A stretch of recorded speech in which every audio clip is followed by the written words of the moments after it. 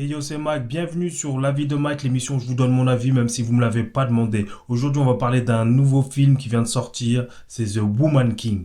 Donc, l'Afrique à l'honneur. Allez, c'est parti. We are the blade of freedom! Aujourd'hui, on va parler de The Woman King, ce film qui traite des agogiers. Qui parle des agogiers, qui parle de l'Afrique, de ces guerrières qui ont inspiré donc Black Panther, les Dora Milaje. Voilà, donc c'est des guerrières qui ont existé, on les appelle les Amazones aussi africaines. Donc on va parler de ce film qui est sorti mercredi dernier et qui relate donc l'aventure, une des guerrières qui est devenue reine.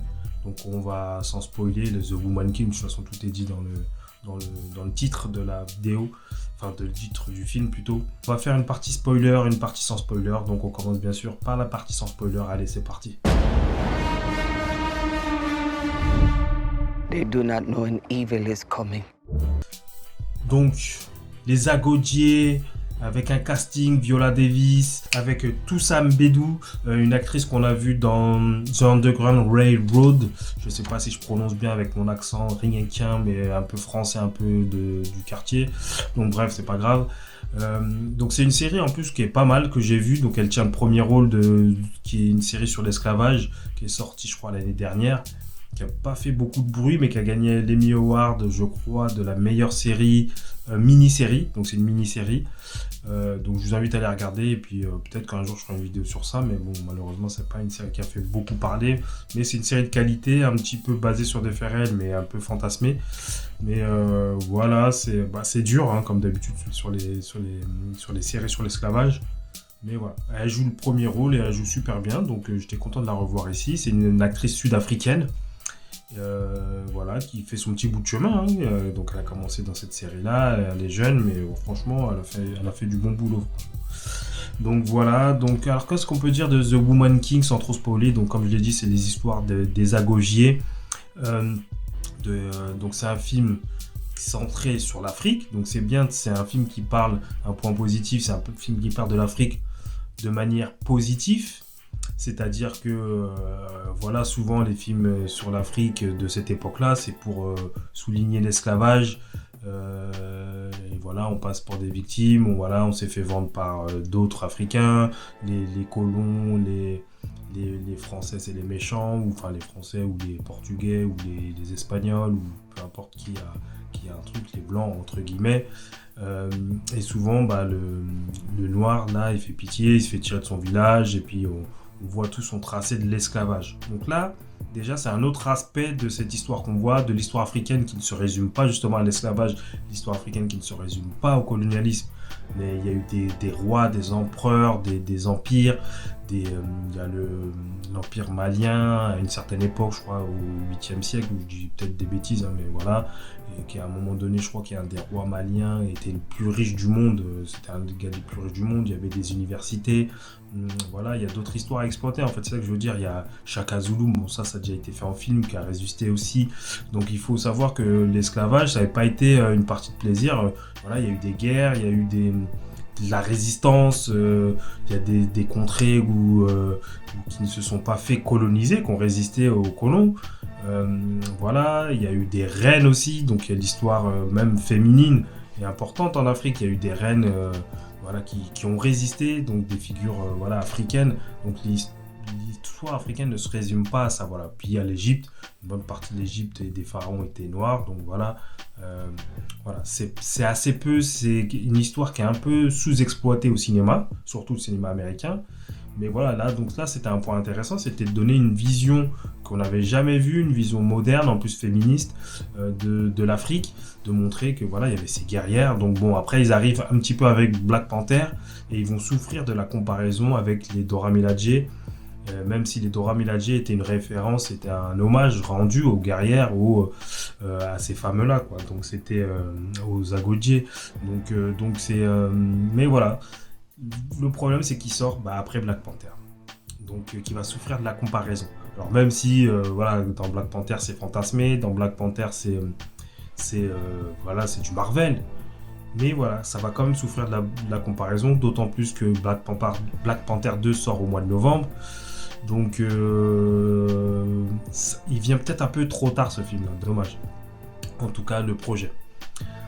Donc sinon c'est un film voilà, réalisé par une femme, je mettrai son nom en dessous parce que je ne me rappelle plus de son nom, mais avec un casting, voilà, comme je l'ai dit, Viola Davis, moi c'est une actrice que je kiffe, je trouve que c'est une superbe actrice, voilà, là encore qui a fait, même des fois les rôles secondaires qu'elle a, elle se donne toujours à fond, elle est très expressive, enfin elle joue ses rôles à fond, là elle a pris de la masse musculaire.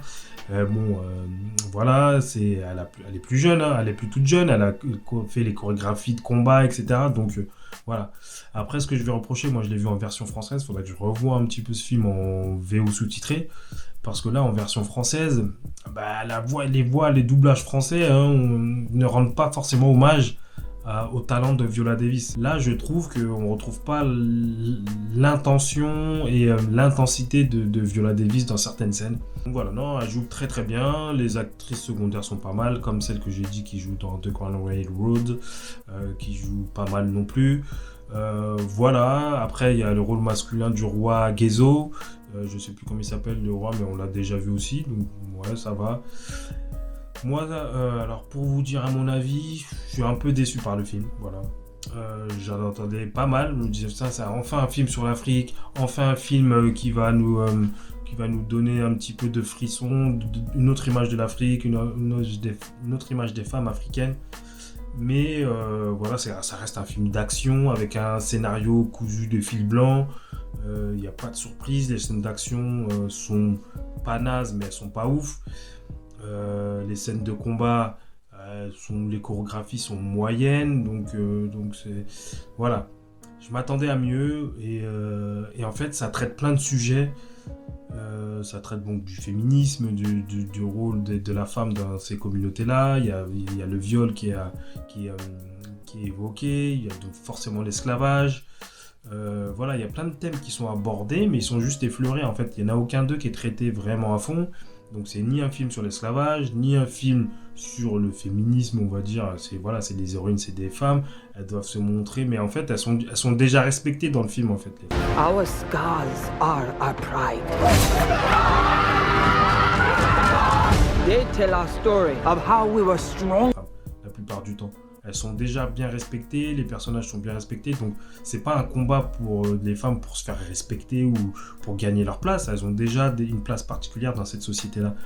Donc voilà, c'est pas ce combat-là, ce film ne traite pas de ce combat-là, donc en fait, voilà, ça raconte juste une histoire cousue de fil blanc. Et je ne vais pas raconter plus dans la partie non spoiler, mais voilà. Donc le film, j'en attendais un peu plus et on va dire que je suis un peu déçu. Ça se regarde, ça se laisse regarder. Il y a des bonnes intentions, mais ça ne va pas jusqu'au bout des intentions. Et les scènes d'action ne sont pas mémorables. Et comme je l'ai dit, ça va souffrir de la comparaison avec les Dora Milaje de Black Panther qui, je trouve, sont un peu plus badass. Les scènes de combat sont un petit peu mieux filmées, il y a peut-être plus de moyens aussi sur un film Marvel, donc voilà, c'est dommage. J'espère quand même et puis on sent que ça sort sur la vague où on veut mettre des femmes à l'honneur, donc là c'est bien parce que c'est une belle actrice mais je trouve que ça aurait pu être mieux fait encore et traiter de sujets un petit peu plus graves. Quand tu as des actrices comme ça, comme Viola Davis, tu dois leur donner du grain à moudre pour qu'elles puissent donner le meilleur d'elles-mêmes. Et là, le scénario, il est un peu basique en fait. Il n'est pas assez exploité. Dommage, mais voilà, ça se laisse regarder, hein, on va pas le dire. Voilà, donc je vais pas en dire plus sur la partie non spoiler. On passe tout de suite en partie spoiler. And you fear no pain. Alors la partie spoiler, donc déjà je vais parler un peu du casting avant de parler de la partie spoiler. Donc comme je l'ai dit, Viola Davis, il y a Toussaint Mbédou, il y a une autre actrice, Sheila Hatim aussi, qu'on voit beaucoup dans des séries, dans des films, qui jouait aussi dans Underground Railroad, je crois qu'elle jouait dedans, elle jouait la mère de la fille, justement, Toussaint Mbédou. Donc franchement, c'est une bonne actrice aussi, qu'on retrouve dans pas mal de films. Et c'est une actrice à suivre, elle est grande, elle est noire, elle est fine. Mais elle a un super jeu d'acteur, je trouve qu'elle joue bien. Bon, là aussi, elle est sous-exploitée dans ce film-là. Donc sinon l'histoire, franchement, voilà, comme je disais, elle est un peu cousue de fil blanc. On découvre finalement que la guerrière, elle s'est fait violer par le méchant, mais en fait, sa fille, voilà, c'est un peu cramé, voilà. Il y a une petite rivalité avec la femme, mais ça aussi, c'est pas exploité, c'est montré vite fait. Donc il y a l'apprentissage, voilà, l'initiation, le chemin, le parcours initiatique de sa fille. Et comme par hasard, elle est super douée, on voit pas trop d'échecs. On voit pas son background, même s'il est évoqué, on voit pas le background de la petite jeune, de Naoui. Et Ninaska, voilà, l'héroïne. Voilà, elle a des doutes, mais très peu. Le roi lui fait confiance. Il y a juste un moment où, enfin voilà, c'est pas bien exploité, encore une fois, ça aurait pu être beaucoup mieux. Et c'est dommage que c'est pas été jusqu'au bout des intentions. Je pense que le scénario, en plus dans cette période, il s'est passé beaucoup de choses. Donc le Dahomey, j'en ai pas parlé, mais c'est le Bénin actuel à peu près. Et ils ont résisté à l'envahisseur, même dans cette période-là, de cette période historique. Ils auraient pu choisir une meilleure... Ils ont résisté, bon, même si après ils se sont quand même fait envahir. Mais dans la colonisation, le roi Guézo aussi, c'est lui qui a militarisé, qui a mis des grades dans les agodiers, dans les minots en fait, ça s'appelait, je crois, les minots. Donc du coup, voilà, je trouve que c'est pas assez exploité, même le contexte historique n'est pas assez exploité, à part le fait il y a une petite amourette avec le gars là, le métis, voilà, que sa mère elle venait du Dahomey, etc. Voilà, c'est dommage. Je trouve que ça aurait pu être beaucoup mieux exploité. Ça se laisse regarder.